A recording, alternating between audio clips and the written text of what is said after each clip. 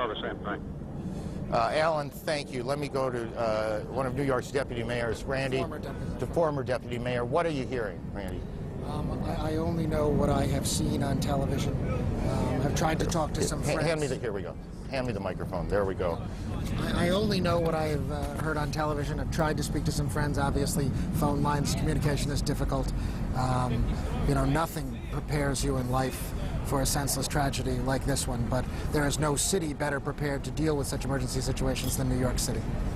Tell me, based on the plan, what is happening 30 blocks away? Sure.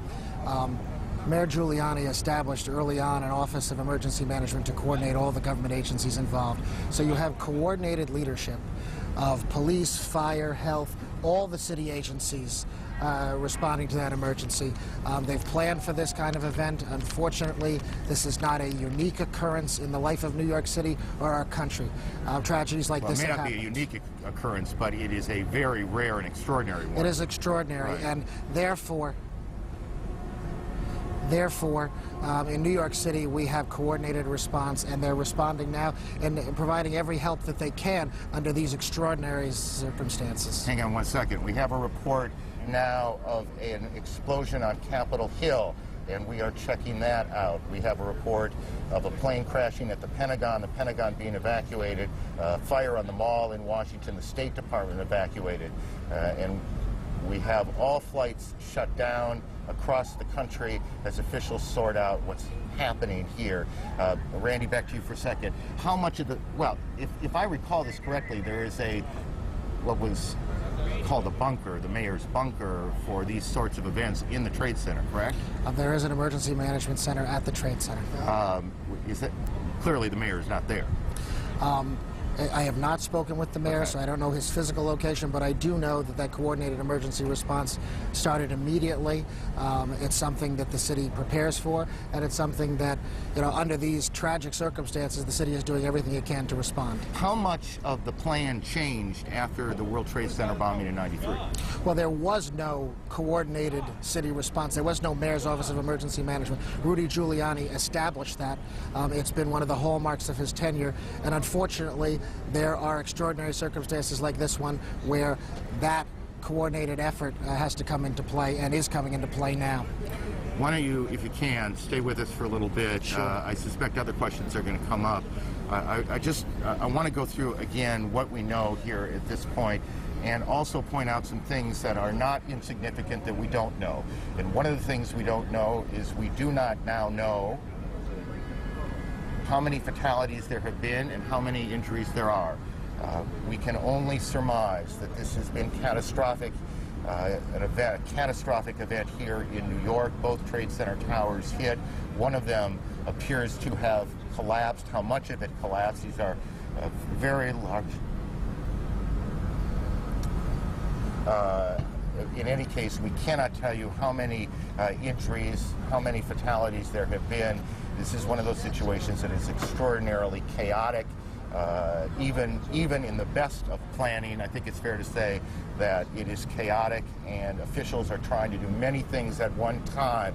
We have on the phone a pilot who witnessed these planes crashing in to the World Trade Center. Sir, can you tell me your name? John, can you hear me? Yes, I can. John, tell me what you saw. This morning we were at Midtown Manhattan in a 31st floor of a building facing south. We saw a 767 flying low down the center of Manhattan Island heading towards downtown Manhattan. At about maybe 20 blocks north of the World Trade Center, we saw the plane veer to the left and fly directly into the north side of the South Tower. So this was the second plane that hit the tower, correct? No, this was the first plane. Got it. John, this was the 767. Got it. John, hang on. Kate Snow's on Capitol Hill. Kate, what can you tell us about the events there? Well, I'm a couple of blocks away from the Capitol right now. I can tell you that about a half hour ago, the Capitol building itself was evacuated. It was a little bit chaotic. Everyone was running out of the building. People ran a couple of blocks away. We have now been pushed back by security. We're within 2 blocks of the Capitol. I did see myself a plane about a half hour ago circling over the Capitol. Now, whether that may have been an Air Force, a U.S. plane, it's unclear. But that seemed to be the reason, according to security guards that I talked with, for the evacuation of the Capitol. They had seen something or heard something suspicious. They've evacuated the Capitol and the surrounding buildings, the office buildings, at least on the House side, which is where I'm standing. There are 3 House office buildings. Those have also been evacuated. We're seeing members of Congress are walking by us here on the sidewalk. I can also, go ahead. Kate, I'm sorry, and if you've said this, I apologize, and I apologize to viewers too. Was there, to your knowledge, an explosion at the Capitol? No, sir, there was not. I can see the Capitol from here. Everything looks to be fine. There was, however, Aaron, a sound about 5 minutes ago that sounded like some sort of explosion. Now, everything's in close proximity here in Washington. It could be that may have been something that happened at the Pentagon. We're not very clear on that.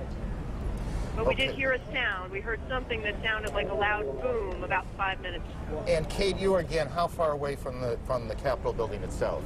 I'm standing on Pennsylvania Avenue, which is the main artery in Washington, D.C., and I'm about 2 blocks away from the Capitol. I did just see a spokesperson, by the way, for the Speaker of the House, Mr. Hastert, Dennis Hastert, who tells me that Mr. Hastert and other leaders have been evacuated into what he called a secure location. It's not clear where exactly they are, but they've been put somewhere secure.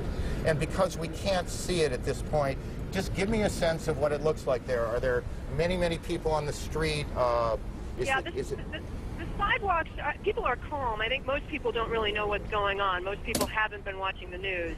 But the sidewalks are definitely full of people where, normally at this time of the morning there wouldn't be that many people out here. And as I say, I've been passed by numerous members of Congress and senators and staff, who I know well, who have been coming past me asking me what's going on.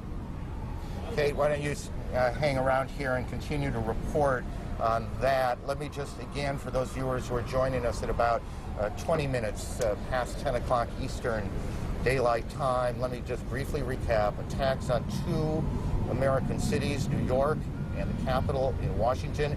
It began at about 8:45 Eastern Time when a plane crashed into the World Trade Center. That was the building hit first. And then about a half an hour later, a second plane, and I'm not sure if we have the tape available.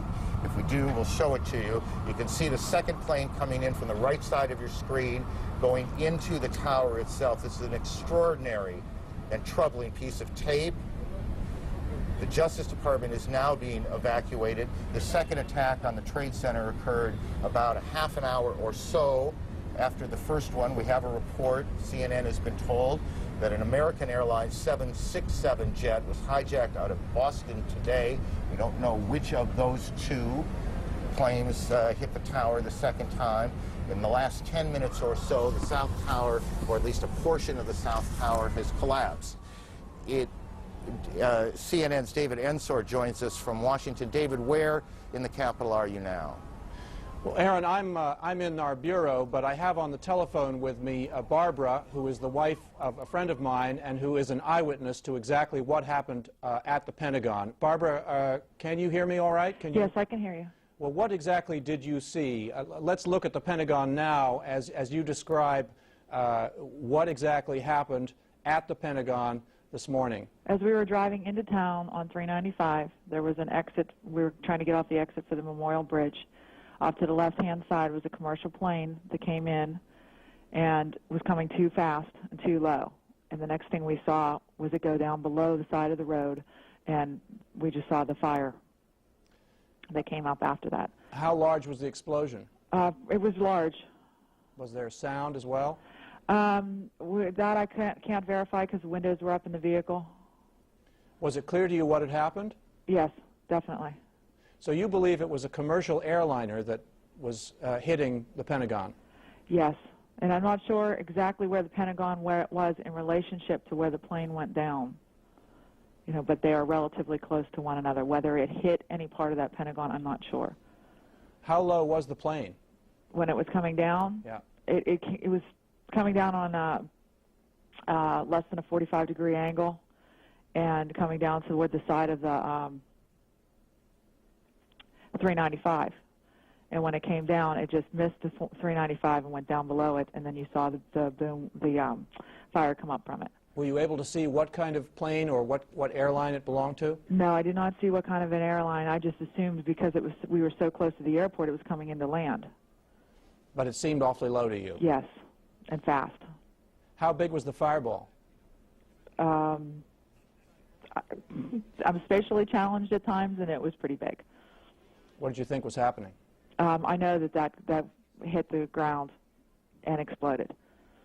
Were you frightened yourself? Yes, every On an Office of Emergency Management to coordinate all the government agencies involved.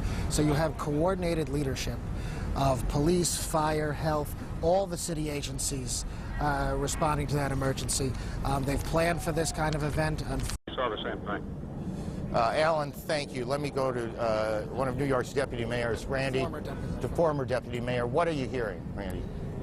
I only know what I have seen on television. I've tried to talk to some. Fortunately, this is not a unique occurrence in the life of New York City or our country. Tragedies like this It may have not be a unique occurrence, but it is a very rare and extraordinary one. It is extraordinary, Right. and therefore,